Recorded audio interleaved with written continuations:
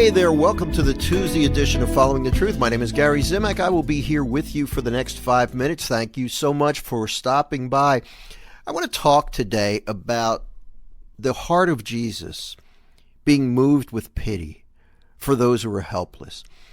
I mean, this is such an important concept for those of us who sometimes feel alone, who may feel forgotten, who may feel that the Lord has abandoned them. You know, I think it happens to all of us at one time or another. It's certainly happened to me. And you may be feeling it right now, or maybe you know somebody who is feeling it. I think as we look at the gospel from today's daily Mass, we're going to see an example proving beyond a shadow of a doubt that Jesus cares. Now, obviously, when we think about what he did on the cross for our benefit, that should serve as proof that he cares.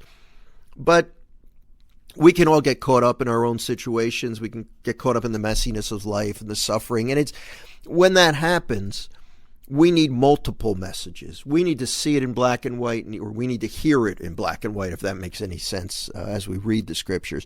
So let's look at the gospel from today's daily Mass, and let's look for some conclusive proof that Jesus really does care about his people. Matthew chapter 9, verses 32 through 38. A demoniac who could not speak was brought to Jesus, and when the demon was driven out, the mute man spoke. The crowds were amazed and said, "Nothing like this has ever been seen in Israel." But the Pharisees said, "He drives out demons by the prince of demons." Now that's typical Pharisees, always trying to find fault with Jesus, trying to explain away his miracles. You know, they're not going to be satisfied with miracles and healings. They want to show that either he's doing it on the Sabbath or he's doing it by sleight of hand or something. They never are willing to give Jesus the benefit of the doubt. That's an important point to remember. Let's not be like them. Let's give them the benefit of the doubt. Now, here's the point I really want to get to today. Jesus went around to all the towns and villages, teaching in their synagogues, proclaiming the gospel of the kingdom, and curing every disease and illness. Now here, listen to this. At the sight of the crowds, his heart was moved with pity for them, because they were troubled and abandoned, like sheep without a shepherd. Then he said to his disciples, "The harvest is abundant, and the laborers are few, so ask the master of the harvest to send out laborers for the harvest." We could go in a couple of different directions here, but the point I just want to emphasize is that when Jesus sees the crowds, helpless, sheep without shepherds, his heart was moved with pity for them. The human heart of Jesus, capable of feeling emotions, including sadness and pity, concern. The heart of Jesus is moved when we struggle, when we're helpless. So now today, suppose you have all kinds of problems. You may. Your concerns and worries and troubles and burdens, and you don't know how you're going to handle them.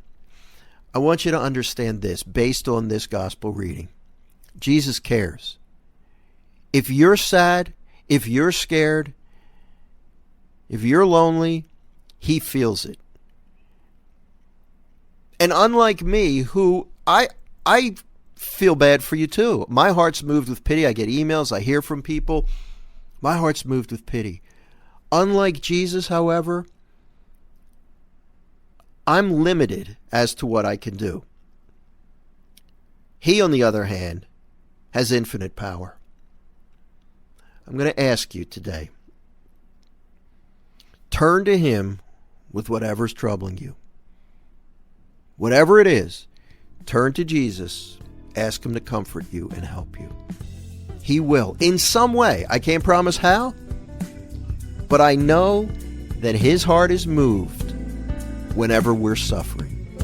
And if there's something he can do about it, he's going to do it. Give him a chance to do that today.